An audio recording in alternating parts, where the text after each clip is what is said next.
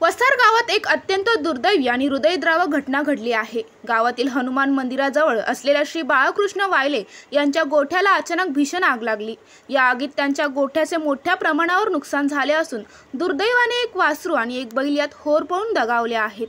शेतकऱ्याच्या जीवनाचा कणा असलेल्या जनावरांचे असे अचानक जाणे केवळ आर्थिकच नव्हे तर भावनिकदृष्ट्याही मोठे नुकसान करणारे आहे। वायले कुटुंबियावर या घटनेने मोठा मानसिक आघात झाला आहे। घटनेची माहिती मिळताच आमदार सुलभा गायकवाड यांनी तातडीने घटनास्थळी जाऊन पाहणी केली। त्यांनी घटनास्थळाचा आढावा घेत श्री वायले कुटुंबियांची भेट घेऊन त्यांना धीर दिला।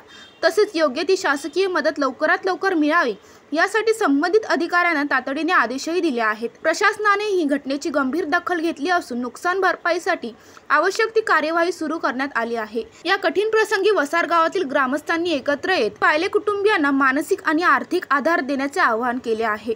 शेतकऱ्याच्या दुःखात सहभागी होऊया, त्यांच्या पुन्हा उभारीसाठी आपला हातभार लावूया। सूरज मिलीमनी, जनशक्ती, कल्याण।